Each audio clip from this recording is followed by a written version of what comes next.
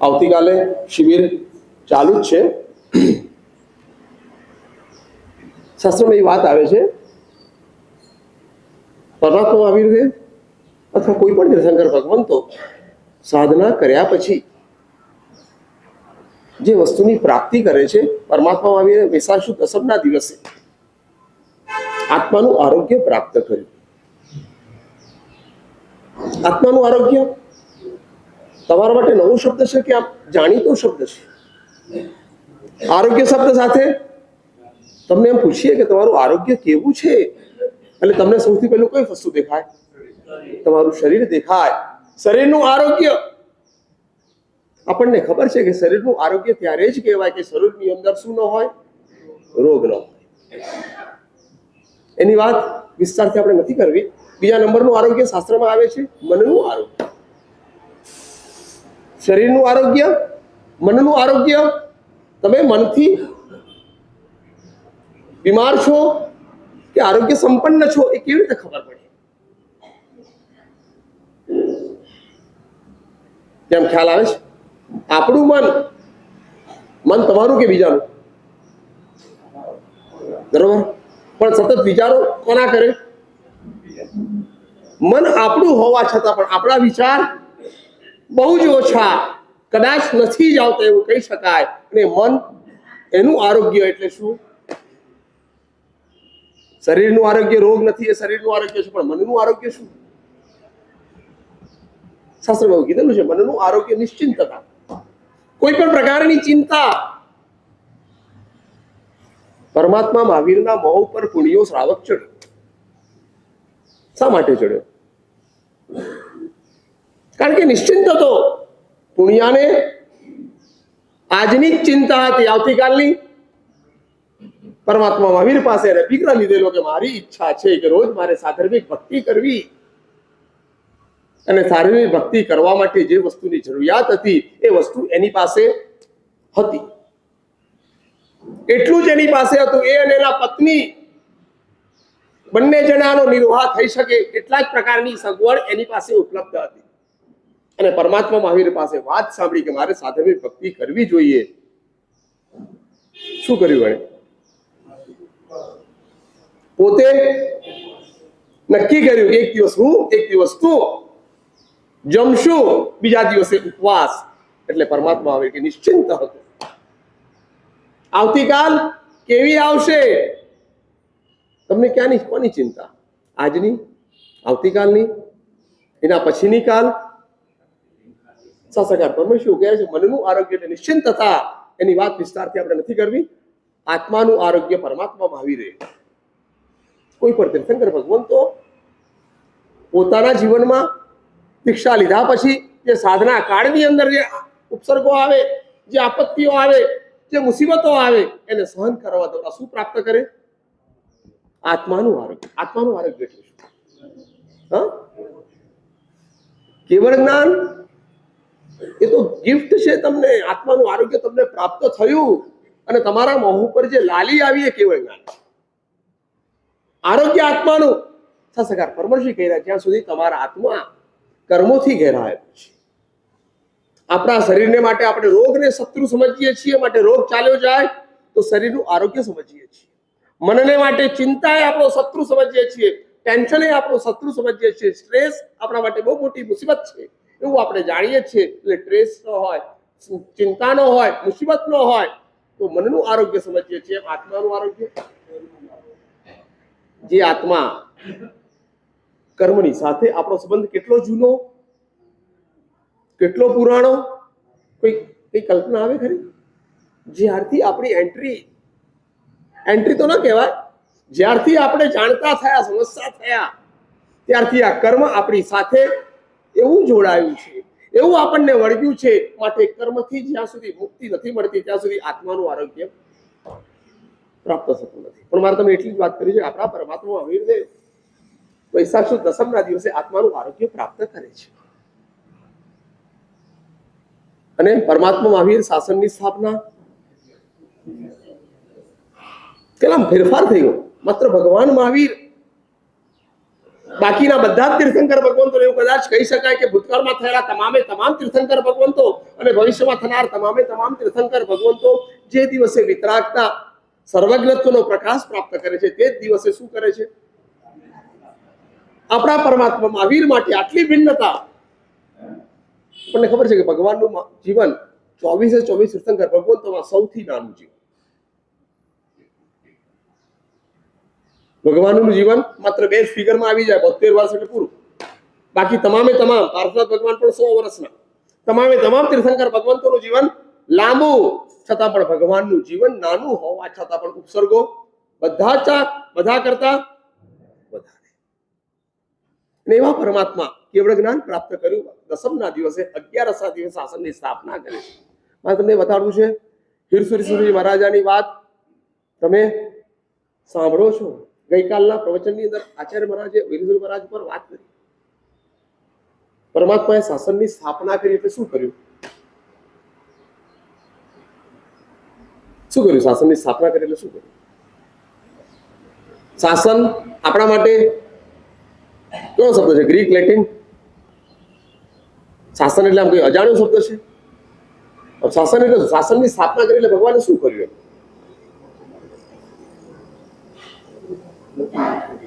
ભગવાન પરમાત્મા મહાવીરે શાસનની સ્થાપના કરી. લે છે ગણધરો પરમાત્મા મહાવીરને સમર્પિત થવા માટે તૈયાર થયા હતા. એ લોકોને પોતાનો સંસાર, પોતાનો ભૂતકાળ હવે છોડી દેવો હતો અને પરમાત્મા મહાવીરનું શરણું જેને સ્વીકારવું હતું. પણ પરમાત્મા મહાવીર શાસનની સ્થાપના કરે છે એટલે શું કરે છે? પરમાત્મા મહાવીર ગણધરોને એવી વાત કરે છે કે તમારા મનની અંદર, તમારા આત્માની અંદર જે જ્ઞાનનો પ્રકાશ તમે પ્રાપ્ત કર્યો છે, તમે કરી રહ્યા છો, એ બધો જ પ્રકાશ હું માન્ય કરું છું, હું એને માન્યતા આપું છું. શાસનની સ્થાપના એટલે ભગવાને ગણધરો દ્વારા જે જ્ઞાન, એક વાર સમજી રાખો કે આપણા જે આગમો છે, દ્વાદશાંગી છે, એની રચના કોણે કરી? ભગવાને કરી? ભગવાન નથી કરતા. ભગવાન કોઈ પણ વસ્તુનું સર્જન કે કોઈ પણ વસ્તુના વિસર્જનની અંદર ભગવાન જોડાતા નથી. ભગવાન માત્ર પોતાના મનને, પોતાની ઈચ્છાઓને કેવી રીતે કાબુમાં રાખવી, કેવી રીતે આપણા આત્માને કર્મોથી અલગ કરી નાખવો, એનું માર્ગદર્શન અચૂક. પણ આ બધી વસ્તુની સ્થાપના જેને કહેવાય, રચના જેને કહેવાય, સર્જન જેને કહેવાય, એ ભગવાન ક્યારે પણ કરતા નથી. ગણધરો છદ્મસ્ત છે, હજુ વિતરાગતાને જે લોકોએ પ્રાપ્ત નથી કરી, કેવળ જ્ઞાન હજુ જેમનું દૂર છે, એવા ગણધર ભગવંતો પોતાના મનની અંદર પરમાત્મા પાસે આવ્યા. ભગવાનને પોતાનું જીવન, પોતાનું મન, પોતાનું સર્વસ્વ સમર્પિત કરી નાખ્યું. એટલે શું થયું? સમર્પિત કર્યું એના દ્વારા આત્માની અંદર એક પ્રચંડ તાકાત પેદા થઈ, જે શક્તિ પેદા થઈ અને જે જ્ઞાનનો પ્રકાશ જે ગણધરોએ પ્રાપ્ત કર્યો અને ભગવાન એને સર્ટિફાય કરે છે. એટલે ભગવાન સંમતિ આપે છે. પરમાત્મા કહી રહ્યા છે તારા મનની અંદર તું જે વિચારે છે. કેટલી મોટી વાત! તમારા મનના વિચારોને જ્ઞાની પુરુષ સંમતિ આપી દે, એક હકારાત્મક પ્રતિસાદ આપી દે, બરોબર છે, તું જે વિચારે છે, તું જે માને છે, તને જે દેખાય છે એની સાથે હું પૂરેપૂરો સંમત છું, મારી કોઈ એમાં વિરોધની વિચારણા નથી. અને પરમાત્મા ગણધરોને આપી. પણ મારે તમને કહેવું છે, ભગવાન મહાવીરે શાસનની સ્થાપના કરી, પણ ભગવાનના પહેલા ગણધર કોણ? ગૌતમ સ્વામી. પણ આ પરંપરા કોની? એટલે સમજી રાખો, સ્થાપના કરતા પરંપરાનું મહત્વ વધારે છે. ગૌતમ સ્વામીથી શાસનની સ્થાપના થઈ. ગૌતમ સ્વામીજી જો પરમાત્માને ન મળ્યા હોત, ગૌતમ સ્વામીજીનું મિલન ભગવાન મહાવીર સાથે જો ન થયું હોત, તો કદાચ શાસનની સ્થાપના એવું વિચારી શકાય, એવું કદાચ કલ્પનામાં લાવી શકાય, અટકી ગઈ હોત. પણ શાસનની સ્થાપના કરતા પરંપરા, શાસન પરમાત્માએ 11ના દિવસે આપણી સામે મૂક્યું અને સ્થાપ્યું. અને ગૌતમ સ્વામીજીને પહેલી દીક્ષા ભગવાને આપી. એના દ્વારા શાસન પરમાત્માએ શરૂ કર્યું. પણ શરૂ કરેલું શાસન, એની પરંપરા, આપણે એક ઘડી માટે વિચારીએ કે આપણને પરમાત્મામાં આવી કોઈ એવા ભૂતપૂર્વનો ભૂતકાળ જ આપણી પાસે ન હોત, જેમ ટેસ્ટ ટ્યુબ બેબી હોય છે, ટેસ્ટ ટ્યુબ બેબી, એને કોઈ ભૂતકાળ ખરો? ડોક્ટરો પાસેની માહિતી હોય કે ક્યાંથી શું આવી બધી માહિતી, પણ એનો કોઈ એજ સચ ભૂતકાળ, એના કોઈ સાચા મમ્મી પપ્પા, એની જાણકારી આપણી પાસે ટેસ્ટ ટ્યુબ બેબી છે. એવી રીતે આપણે જે આપણો જન્મ થયો છે, આપણને જીવન મળ્યું છે, એની અંદર ભગવાન આપણને ન મળ્યા હોત, ભગવાનનો જે વારસો, ભગવાનની પરંપરા જે આપણા સુધી પહોંચી એ કદાચ ના આવી હોત, અસત કલ્પના આપણે કરીએ તો આપણે કેટલા શક્તિ સંપન્ન હોત કે કેટલા પામર હોત, કેટલા નિર્બળ હોત. આપણે ઉપકાર માનવો જોઈએ આપણા ભૂતકાળની પરંપરાનો. પરમાત્મા આવીને શાસનની સ્થાપના કરી, પણ પરમાત્માની પરંપરા સુધર્મા સ્વામીએ જીવંત રાખી. પરમાત્મા મહાવીર પછી પહેલું ભગવાનના પટ્ટધર સુધર્મા સ્વામી, એમ આખી પરંપરા ચાલતા ચાલતા ઘણા બધા મહાપુરુષો થયા, ઘણા બધા મહાત્માઓ થયા.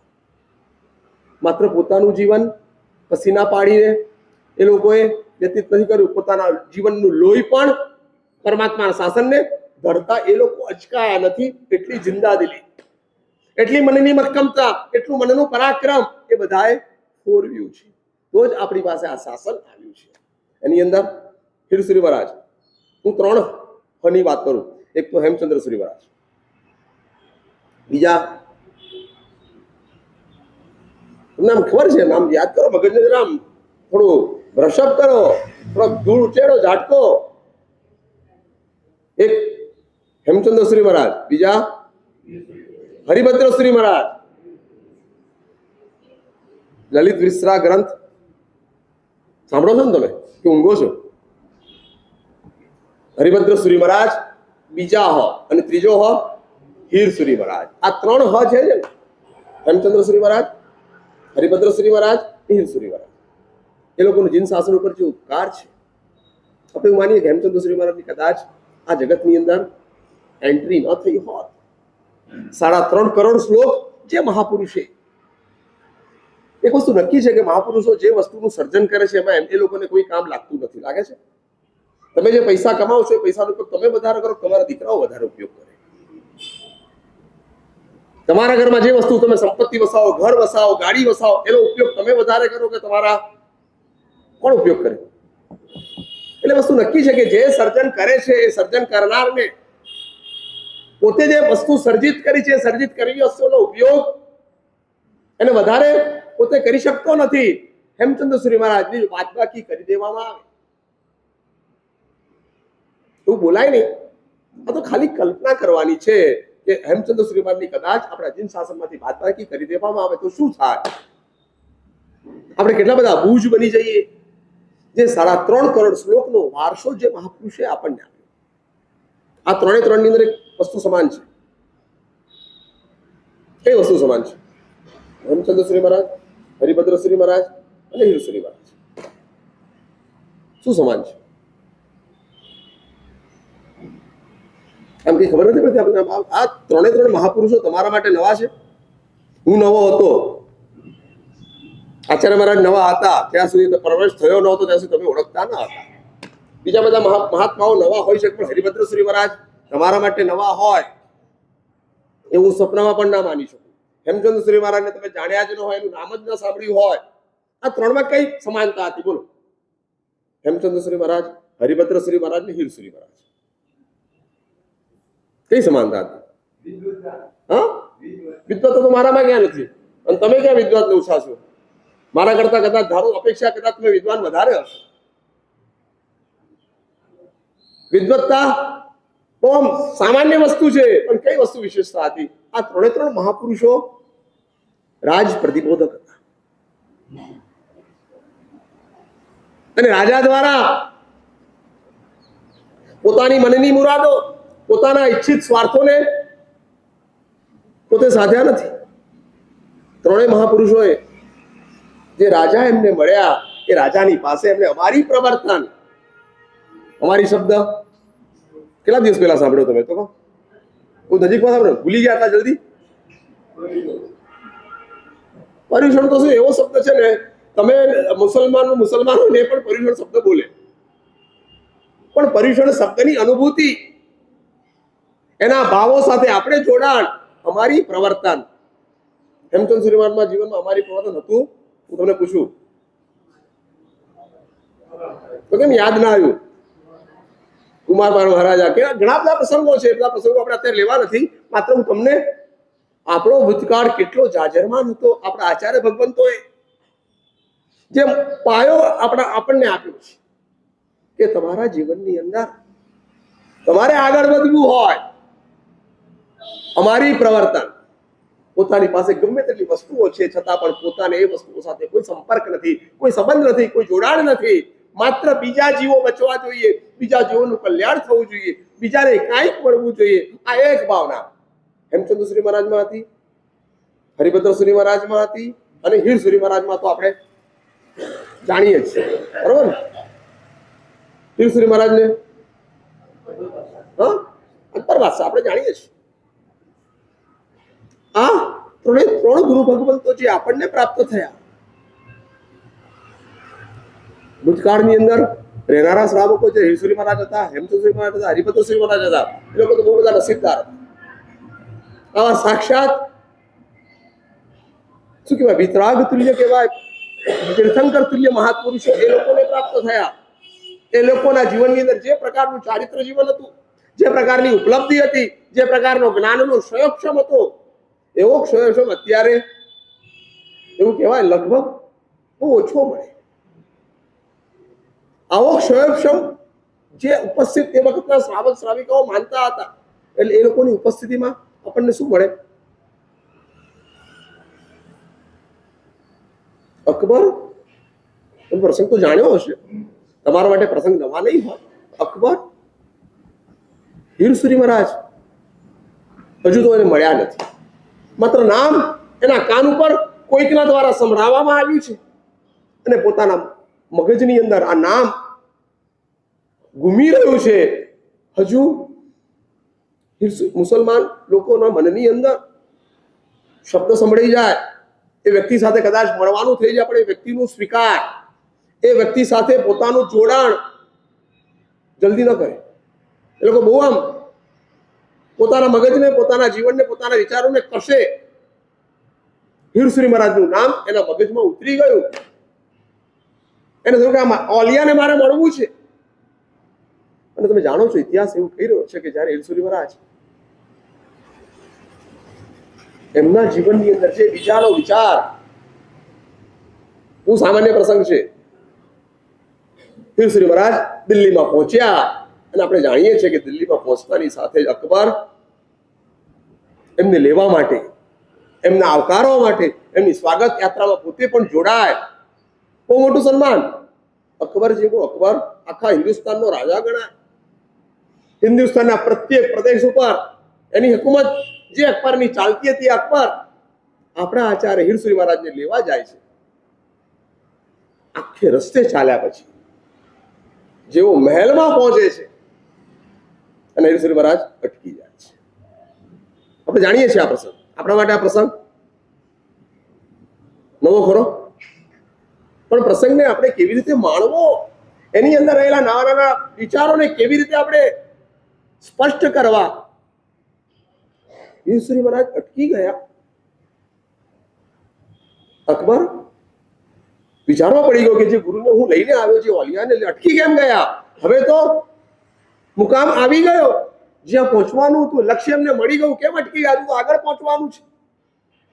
અને ગુરુને કહે છે, ચલો મહારાજ, હજુ ગુરુ તરીકે સ્વીકાર્યા નથી, માત્ર મળવાનું થયું છે, માત્ર જોવાનું થયું છે, એની સાથે ચાલ્યા છે, હજુ ગુરુ તરીકે પોતે સ્વીકાર કર્યો નથી.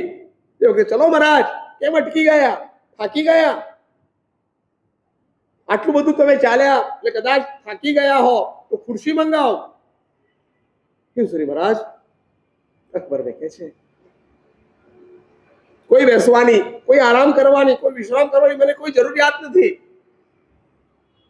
તો કેમ અટકી ગયા? આખી જાજમ રાજાનો મહેલ હતો, હિન્દુસ્તાનનો બાદશાહ, હિન્દુસ્તાનનો સમ્રાટ, એના મહેલની અંદર આચાર્ય મહારાજ પહોંચ્યા છે. આખું નીચેનું જે ફ્લોરિંગ હતું, એ ફ્લોરિંગ ગાલીચાથી ઢંકાયેલું હતું. એટલે હીરસુરી મહારાજ અકબરને કહે છે કે આ ગાલીચો, એની ઉપર અમારાથી ન ચલાય. અરે કોણ ના પાડે છે તમને ચાલવાનું? હું આનો માલિક છું. આ ગાલીચો મેં પથરાવ્યો છે, આ મહેલ મારો છે, બધું જ મારું છે. મારી તમને રજા છે, ચાલો. તમારા પગ ગંદા હશે, તમારા પગની અંદર કાદવ કિચડ લાગ્યું હશે એટલે કદાચ તમે અટકાતા હશો. અટકાવવાની જરૂર નથી. फिर श्री महाराज के તું જે માને છે, તમારા મનમાં જે વિચારો ચાલી રહ્યા છે, કયા કારણસર ગાલી ચાલે, મારા પગ દ્વારા સ્પર્શ કરતો નથી. એ મગનના વિચારો જે તમારા ચાલી રહ્યા છે, વિચારો સાથે હું સંમત નથી, પણ મારા મનની અંદર બીજી કોઈ પતારણા છે. શું તમારા મનમાં વિચારણા છે? આ ગાલીચો ચોખ્ખો કરાવેલો છે. કોઈ પણ પ્રકારનો કચરો, કોઈ પણ પ્રકારની ધૂળ અમે નથી રહેવા દીધી. તમારા પગને જરા પણ ધૂળ ચોટશે નહીં.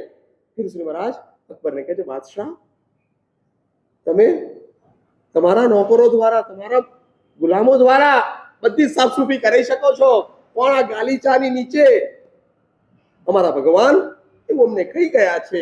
ભગવાને અમને બતાડ્યું છે કે ત્યાં તમારે ચાલવું હોય, એ ચાલવાની જગ્યા તમને બરોબર દેખાતી હોવી જોઈએ.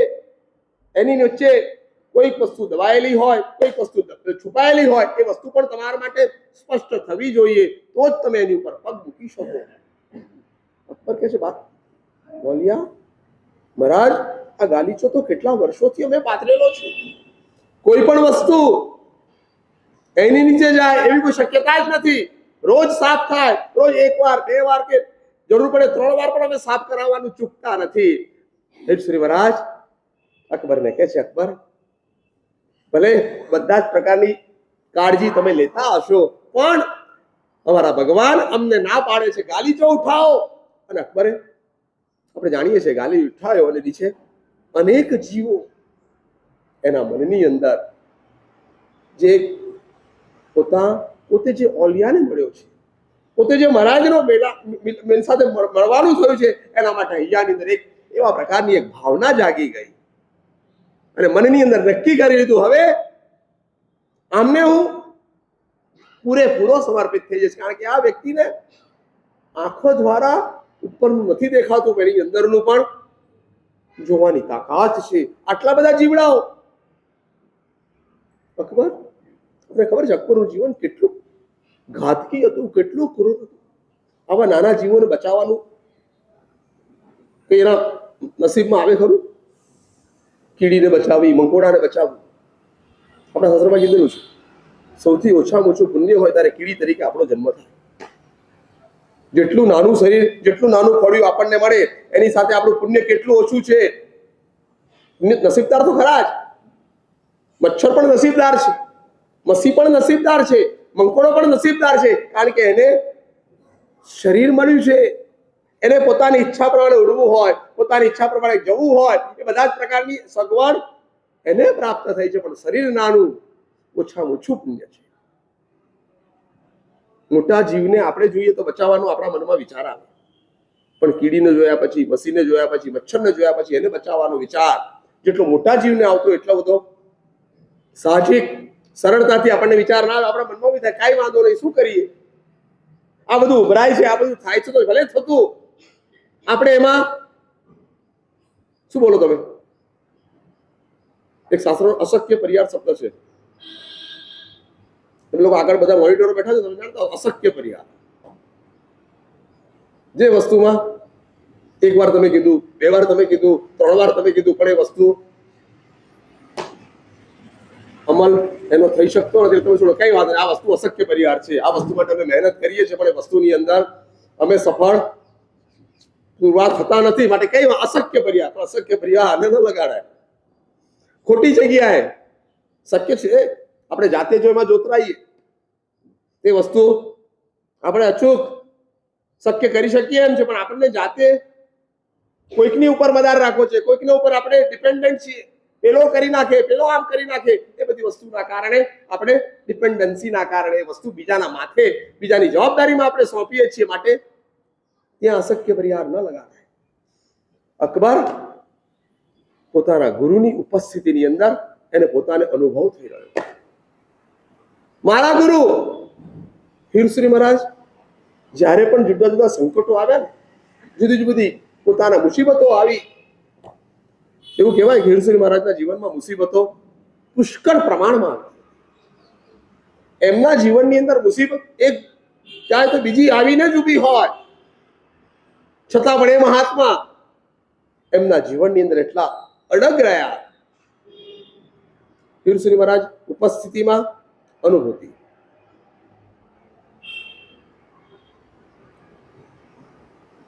છેલ્લા દિવસો હીરસુરી મહારાજના ક્યાં પસાર થયા ખબર છે? ઉના. ઉના હજારા જેને કહીએ છીએ, હજારે પાર્શ્વનાથ ભગવાન છે, એની પાસે ઉના નામનું ગામ છે. ઉનાની અંદર આચાર્ય મહારાજનું સ્વાસ્થ્ય સારું રહેતું. ગુરુ મહારાજ ચોમાસું માટે જે પધાર્યા છે એના સ્વાસ્થ્ય સારા રાખવાના પ્રયાસો સંજ્ઞા હોવા છતાં પણ સ્વાસ્થ્ય આરોગ્ય રોજ કથળતું જાય છે. રોજ નવી નવી મુસીબતો, નવી નવી તકલીફો, નવી નવી આપત્તિઓ આવતી જાય છે. એટલે સકળ સંઘની અંદર એક પ્રકારની વેદના, એક એવા પ્રકારનો મનની અંદર ભાર પેદા થઈ ગયો છે. ગુરુ મહારાજને લાવ્યા, પણ ગુરુ મહારાજને સ્વાસ્થ્યની અનુકૂળતા અમે આપી શકતા નથી. થાય કે નહીં? આપણા મનની અંદર આપણને જીનેશ્વર ભગવંતનો ધર્મ ગમે છે, ગુરુદેવો ગમે છે, બધું જ ગમે છે. માટે એ લોકોને જે વસ્તુની અગવડ પડતી હોય, અગવડ આપણાથી દૂર ન થતી હોય, કદાચ અગવડ ન પડતી પણ સગવડ પણ આપણે કદાચ પેદા ન કરી શકતા. આપણા મનની અંદર એક કચવાટ, એક મનની અંદર એક ગટ ફિલિંગ એવું થયા કરે કે આ વસ્તુ અમે કરી શકતા નથી. આખો સંઘ એ વાતો દરેક ના મનની અંદર એવો વિચાર છે કે અમારા ગુરુ મહારાજ જલ્દી સ્વસ્થ થઈ જાય, એમના આરોગ્ય જલ્દી પ્રાપ્ત થાય, એમના શરીરમાં આવેલી બીમારી જલ્દી ખલાસ થાય, એવા પ્રકારનો મનનો દરેકનો ભાવ છે. છતાં પણ એ ભાવ પોતે સાકાર કરી શકતા નથી. એટલે સકાર આખો સંતપ્ત છે. બધાના મનની અંદર ઉચાટ પેદા થયેલો છે. એમાં હીરસુરી મહારાજ સમાચાર મળ્યા. ગુરુઓ એવા હોય છે ને, પોતાને ખબર પડી જાય કે મારે હવે જવાનું નક્કી છે, મારી ટિકિટ ફાટી ગઈ છે, મારે ક્યાંક પહોંચવાનું છે, આ દેહ મારે છોડી દેવાનો છે. આપણે જાણીએ છીએ કે આપણા ઘણા ગુરુઓ છેલ્લે શરીરને બચાવવાની જે ક્રિયાઓ, જે ઉપયોગો, જે સાધનોનો ઉપયોગ થતો હોય, બધું આપણે ગુરુઓ છોડી દે. નથી કરવું, જવા દો. હોસ્પિટલમાં રહીને જો મારે જીવતા રહેવાનું હોય, ક્વોન્ટિટી લાઈફ જો મને મળવાની હોય, એવી ક્વોન્ટિટી લાઈફને સમજો. ક્વોન્ટિટી લાઈફ એટલે માત્ર દિવસો વધતા જાય, વર્ષ ઉમેરાતા જાય, પણ તમારા મનના વિચારો, તમારી ઇન્દ્રિયોની તાકાત તમે પાછી જો ન લાવી શકતા હો, એને જો તમે પાછી મજબૂત ન બનાવી શકતા હો, તો આવી ક્વોન્ટિટી લાઈફ, જો ક્વોલિટી લાઈફ ન મળવાની, તો ક્વોન્ટિટી લાઈફ મારે નથી જોઈતી. એટલે બધી જ વસ્તુઓ છોડતા જાય. હીરસુરી મહારાજ જે ઔષધ લેતા હતા, જે દવા કોઈ વૈદની ચાલતી હતી, દવાઓ ધીમે ધીમે ઓછી કરતા ગયા, છોડતા ગયા. સંઘની અંદર ખબર પડી ગઈ. કારણ કે દવા લેવા માટે કોઈ પ્રકારના નિશ્ચિત અનુપાનો લેવા પડતા હોય છે. સાકર પણ દવા તરીકે અમારે લેવી હોય તો સાકર હું કોની સાથે લઉં છું, એની સાથે રોગને એ મટશે કે નહીં, રોગને દૂર કરશે નહીં, પર બહુ મોટો વધાર રહ્યો છે. તમારે સાકર લેવી હોય, પિત્ત થયું હોય અને પિત્તના શમન માટે સાકર લેવી હોય, તો આયુર્વેદમાં એવું કીધેલું છે, લવિંગના પાવડર સાથે જો સાકર લેવામાં આવે તો તમારું પિત્ત, તમારી એસિડિટી, તમારી મૂંઝવણ, અને એ સાકર ઘી સાથે લો તો અલગ થઈ જાય. પાછું ઉપયોગમાં લેતા નહીં. મહારાજે કીધું ચલો આપણે શરૂ કરી દઈએ. આ તો બહુ મોટી તકલીફ છે. અમે લોકો, તમે તપશ્ચર્યા કરતા હો, તમારો તપ હોય, તપની અંદર તમારી કોઈ તકલીફ આવે, તકલીફ મટાડવા દવા આપીએ ને, એટલે દવા લીધા પછી કદાચ તમને સારું થયું, એટલે સારા તપસ નથી, સારા દિવસોની અંદર છો, દુકાને જાઓ છો, ધંધો કરો છો, ત્યારે પણ બીમારી, ત્યારે મારી પાસે જાઓ પાછા, સાહેબ દવા આપો. અમે કઈ ડોક્ટરનું લેબલ લઈને બેઠા છીએ? અમે કઈ ડિસ્પેન્સરી ખોલી છે અહીંયા? એટલે આપણે પણ થોડી સમજદારી રાખવી જોઈએ કે મારા સાહેબ, અમે તપ કરીએ, અમે કોઈ આરાધના કરી રહ્યા છીએ, આરાધનામાં અમારી કોઈ મુસીબત આવે છે, કોઈ અડચણ આવે છે, અંતરાય આવે છે, અને અંતરાયને દૂર કરવા માટે ગુરુ મહારાજની પાસે જઈએ, એમને દ્વારા દવા વગેરે લઈએ, એ હજુ યોગ્ય ગણાય. પણ હીરસુરી મહારાજે પોતાના અનુપાનો અટકતા ગયા ઘરોમાં ખબર પડતી ગઈ ગુરુ મહારાજના માટે અનુપાન લેવા માટે આવતા હતા. કોઈક જગ્યાએ ઘી લેતા હોય, કોઈક જગ્યાએ મલાઈ લેતા, જે તે જરૂર હોય પ્રમાણે વસ્તુ લેતા હોય. એટલે શ્રાવિકાઓ પૂછે છે, મહારાજ સાહેબ, ગઈકાલે તમે અમારા ઘરે આવ્યા હતા, એલચીનો પાવડર આપે લીધો હતો, મલાઈ આપે લીધી હતી, આજે કેમ નથી લેતા? ગુરુદેવે જે દવા, જે ઔષધ પોતાના શરીરને ટકાવવા માટે લેતા હતા, લેવાનું જરૂરી માન્યું, તે જરૂરી દવાઓ છોડી દીધી છે. કેમ છોડી દીધી? હવે શરીરને ટકાવવાનું યોગ્ય નથી, કારણ કે શરીરને ટકાવ્યા પછી શરીર પાસેથી જે મારે લેવું છે, જે મારે એની પાસેથી એક વસ્તુ નક્કી છે, શરીરને જે વસ્તુ આપીએ એનાથી આપણા મહાપુરુષો, આપણા મહાત્માઓ 3 ગણી 4 ગણી કસરત કરાવે. પણ શરીરને જો કસરત ન કરાવી શકાતી હોય, શરીર પાસે એટલું રિટર્નમાં જો ન મળતું હોય, તમે કોઈકના બર્થડે ઉપર ગિફ્ટ આપો, તમે કે માણસ જોઈ ના પણ એ બધાને સરખી આપો, એવું નક્કી કરો બધાને મારે 100 રૂપિયા 1000 રૂપિયા આપી દેવું ખરું? જુઓ કે તમને રિટર્ન ગિફ્ટ કેવી મળવાની છે. તો તમે 100 રૂપિયા આપીને પેલો 10 રૂપિયામાં બેસી જવાનો હોય તો તમે 100 રૂપિયા, એટલે શરીર એને જો ખવડાવવાનું, એને જો પીવડાવવાનું, એ પીવડાવ્યા પછી, ખવડાવ્યા પછી એની પાસે જો સારામાં સારું કામ, સારામાં સારી મહેનત. મારા ગુરુદેવ હતા ને, રોજના પોતે 1000 શ્લોકોનો પાઠ કરે, રાતના ઉજાગરાઓ ઉપર ઉજાગરાઓ થાય. આ કાલુપુર રોડ ઉપર જ્ઞાન મંદિર છે ને, અમને ઘણી વાર વાત કરે કે જ્ઞાન મંદિરની ઉપર 4થો કે 5મો માળ છે.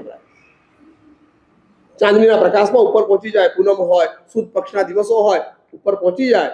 ઉપર રાત્રિના સમયે પણ પોતાનું ભણવાનું, પોતાનું વાંચવાનું, પોતાનું ગોખવાનું, પોતાનું બધું ચાલુ રાખે.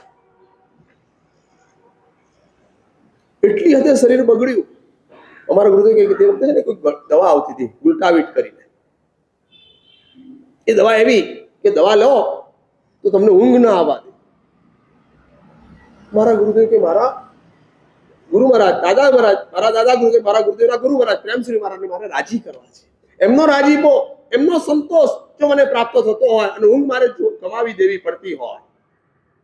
મહાપુરુષો પોતાનું જે શરીર મળ્યું છે, શરીરને એટલું બધું ઘસી નાખે, એટલું બધું ખલાસ કરી નાખે કે પોતે આવી દવાઓ લઈને પણ પોતાનો ગુરુ જો રાજી થતા હોય, પોતાના ગુરુની આતરડી જો થતી હોય, એના મનની અંદર રહેલો એક ભાવ, એક એવો પ્રગટ થઈ શકતો હોય, એ વસ્તુ અવશ્ય સ્વીકાર કરે. શ્રી મહારાજ પોતે આ બધી વસ્તુઓ છોડી રહ્યા છે, કારણ કે શરીર હવે પોતાની ઈચ્છા પ્રમાણે, પોતાના કહ્યા પ્રમાણે, પોતાના વિચાર પ્રમાણે હવે શરીર કશું રિટર્ન આપી શકે એવા પ્રકારની કોઈ પરિસ્થિતિ નથી. હું કહી રહ્યો છું, ઉપસ્થિતિમાં અનુભૂતિ પણ થાય, પણ અનુપસ્થિતિ બધાને ખબર પડી ગઈ ગુરુ મહારાજ અમારી વચ્ચેથી જતા રહેવાના છે. આખા ઉનાની અંદર એક સોંપો પડી ગયો છે. ઘરની અંદર બધા જ લોકો એક એવા પ્રકારનો વિચાર કરે છે, અમારા ગુરુ, જેના કારણે ભૂતકાળમાં એવું હતું ને, એક જ આચાર્ય મહારાજ આખા શ્રમણ સંઘને નેતૃત્વ પ્રદાન કરતા હતા. એક જ આચાર્ય બીજા હોય જ નહીં. એક જ આચાર્ય હોય કે જે યુગ પ્રધાન હોય, જેની અંદર આખો શ્રવણ સંઘ, આખો જ શ્રાવક સંઘ એની અંદર હોય, એવા પ્રકારની વ્યવસ્થા હતી. અત્યારની વ્યવસ્થા અલગ પ્રકારની છે. અને શ્રી મહારાજ પોતાના વચ્ચેથી જતા રહેવાના છે. પોતાના ગુરુ અમને બધાને છોડીને ઉપર ચાલ્યા જવાના છે, એ મનની અંદર પેદા થયેલો ડર આખા ઉનાની અંદર શ્રાવકોએ ધંધા વગેરે બંધ કરી દીધા. દુકાને જવાનું ઓછું કરી નાખ્યું અથવા બંધ કરી નાખ્યું.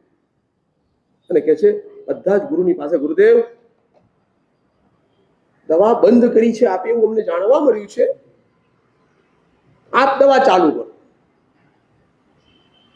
શ્રી મહારાજ મહાજનને કે છે, તમારી ભાવના, તમારી લાગણી હું સમજી શકું છું. મારા આરોગ્યને તમારે સાચવવું છે અને બચાવવું છે. મારા શરીરને તમારે પાછું પોષણ આપીને મજબૂત કરવું છે. પણ મારા આંતરિક પરિસ્થિતિ, મારા શરીરના જે અવયવો છે, જે ઓર્ગનો છે, એ ઓર્ગનો હવે મારી ઈચ્છા પ્રમાણે કામ આપી શકે કે મને રિટર્ન આપી શકે એવું મને લાગતું નથી. હવે ખબર પડી જાય મહાપુરુષોને પોતાના જીવનની, પોતાના મોતની એક અંદેશો આવી જાય, ખબર પડી જાય કે હવે મારા શરીરમાંથી જે વસ્તુઓ, આપણે જાણીએ છીએ વજ્ર સ્વામીની વાત આવે છે. વજ્ર સ્વામીજી કેટલી યાદશક્તિ વાળા હતા, પ્રકાંડ યાદશક્તિના માલિક વજ્ર સ્વામી હતા. એવું કહેવાય છે કે 3 વર્ષની ઉંમર સુધીમાં બહેનોના ઉપાશ્રયમાં રહેલા વજ્ર સ્વામી 11 અંગ પોતે શીખી ગયા. માત્ર સાધ્વીજી ભગવાન તો તે વખતે આવો પાઠ કરતા હતા અને પાઠના શબ્દો પોતાના કાને પડતા જાય અને પોતાને યાદ રહેતું હતું. આવા વજ્ર સ્વામી એક વખત સાંજે પ્રતિગમન કરે છે અને પ્રતિક્રમણ કરતી વખતે ભગવાનના લેતા પતિનું કલ્યાણ કરી ગયા. આમ કંટાઈ આમ કાન ઉપર અડતાની સાથે કાન ઉપર એક સૂંઠનો ટુકડો. એ મહાપુરુષ ઉંમર થતા ખાધેલો ખોરાક, લીધેલું ભોજન પચી જાય માટે સૂંઠનો એ લેતા હતા, સૂંઠનું સેવન કરતા હતા. આખો સૂંઠનો ટુકડો લાવેલા. એ પોતે વિચારે કે ગોચરી પછી વાપરી લઈશ, કાન ઉપર મૂકી જાઓ. અને સાંજે પ્રતિક્રમણ વખતે ટુકડો પડ્યો અને પોતે ચોંકી ગયા. મારી સ્મરણ શક્તિએ મને દગો આપ્યો, હું આવું ભૂલી જ ના જાઉં. એકાસનાની વખતે હું બેઠો હતો વાપરવા માટે, સૌથી પહેલા સૂંઠનો ટુકડો મારા હાથમાં આવ્યો અને સૂંઠનો ટુકડો વાપર્યા પછી મારે લેવાનો છે, એનું સેવન મારે કરવાનું છે, હું ભૂલી ગયો. કારણ કે મારી સ્મરણ શક્તિએ મને છેતરી, મારી સાથે વિશ્વાસઘાત કર્યો, મારી સાથે દગો કર્યો. એટલે તરત જ પોતાના શિષ્યોને કહે છે મારા જવાના દિવસો આવી ગયા. મારે તમને કેવું છે, મહાપુરુષોને આટલી નાની નાની વાતોથી ખબર પડી જાય. આપણે તો છેલ્લે સુધી ડોક્ટરોને કહીએ ને, આપણે આમ શું વાત, ગમે તે થાય, પૈસાથી આપણે બરોબર આમ સંપન્ન હોઈએ, આપણે શું કહીએ, આપણો શું વિચાર, જેટલું વધારે જીવાય, જેટલું વધારે જીવાડા એટલું આપણે જીવાડવું છે. અરે ભાઈ, આનું બધું જ હવે પતી ગયું છે. તું કઈ જે કરી રહ્યો છે બધું જ નકામું જવાનું છે, એમાં કોઈ તને પરિણામ મળવાનું નથી. છતાં પણ આપણો પ્રયાસ. મહાપુરુષ તીર્થસુરી મહારાજ પોતે શ્રાવકોને કહે છે, ભાઈઓ, તમારી ઈચ્છા, તમારી ભાવના હું બરોબર સમજી શકું છું, એને બરોબર અને માન પણ આપી શકું, પણ અત્યારના પરિસ્થિતિ એવી છે કે મારા શરીરની અંદર રહેલા અવયવો હવે મારા ઈચ્છા પ્રમાણે, મારા વિચાર પ્રમાણે જરૂર બિલકુલ કામ કરતા નથી. એટલે મેં ઔષધ લેવાનું છોડી દીધું છે. હવે શરીર, મહાપુરુષોના મનમાં વિચાર હતા. કારણ કે આજે શરીરને જેટલું ખવડાવીએ, શરીરને જેટલું પોષણ આપીએ, શરીરને જેટલું મજબૂત આપીએ, એટલું શું થાય, એક જીવદયાનો વિચારો, કયો જીવદયાનો વિચારો,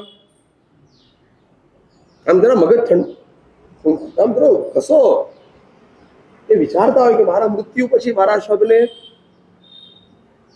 અગ્નિ સંસ્કાર આપશે. જેટલું પોષણ વધારે, જેટલું મારે મજબૂત મારા શરીરને મેં બનાવ્યું હશે, એટલી વધારો સમય સુધી અગ્નિ કાયના જીવો અને લાકડા વગેરે પૂજવા છતાં, પ્રમાણવા છતાં પણ કોઈ ત્રસ જીવ એકાદ કોઈક સરસ્વતી રહી ગયો, તે પણ બળીને મને બાળવાની આગની અંદર એ પણ ખાખ થઈ જશે.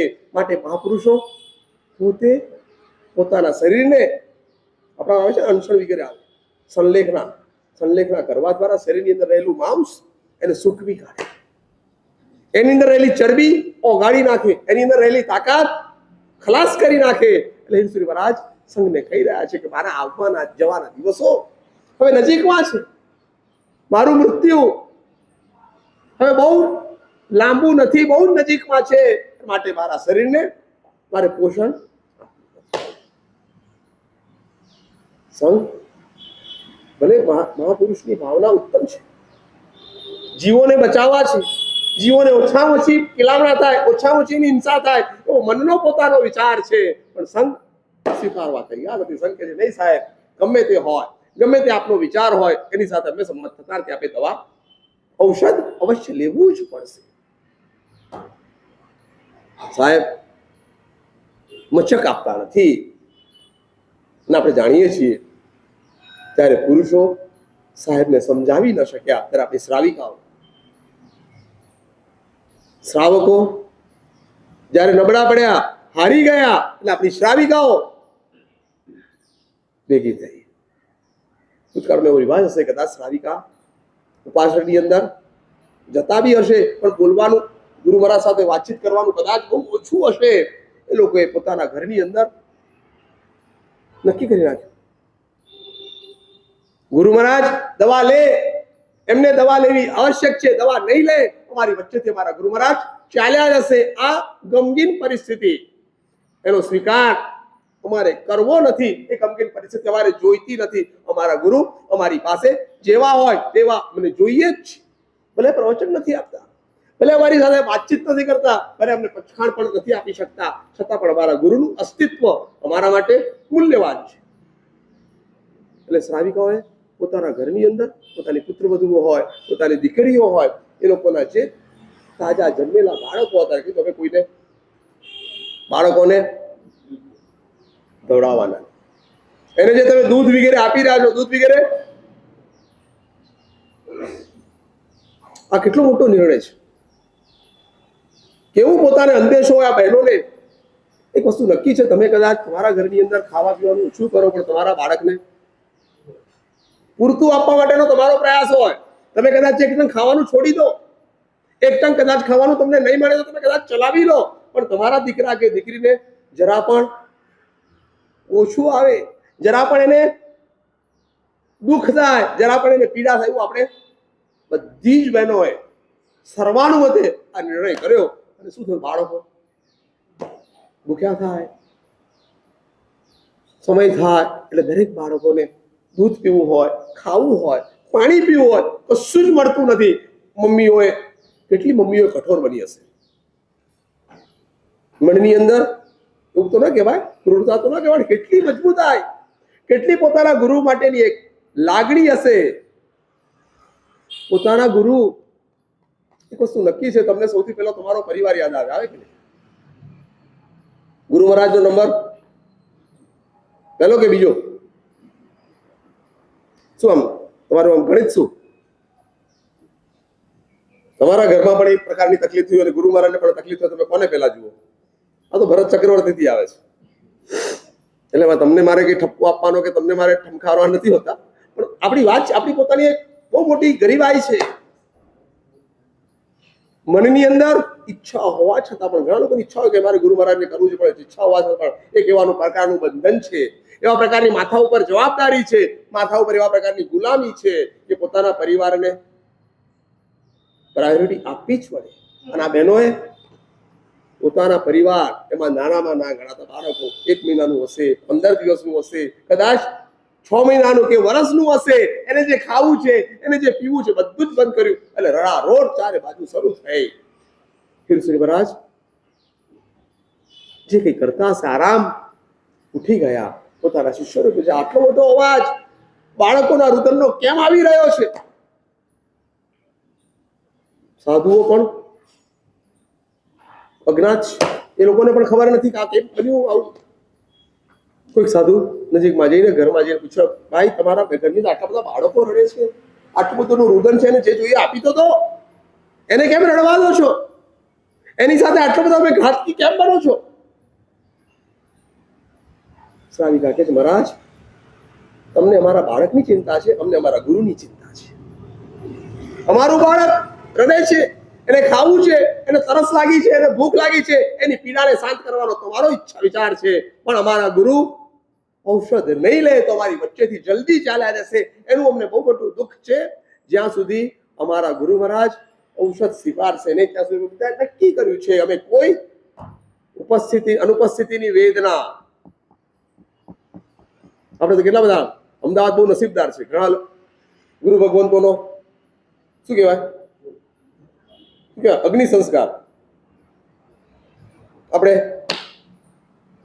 કર્યો, પણ અગ્નિ સંસ્કાર કર્યા પછી એનું વેદના, ગુરુ આપણી પાસે ઉપસ્થિત નથી, આપણી વચ્ચેથી એ ચાલ્યા ગયા છે.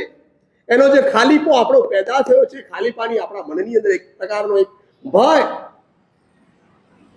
શ્રાવિકાઓએ આ વાત જાહેર કરી. હીરસુરી મહારાજને ખબર પડી.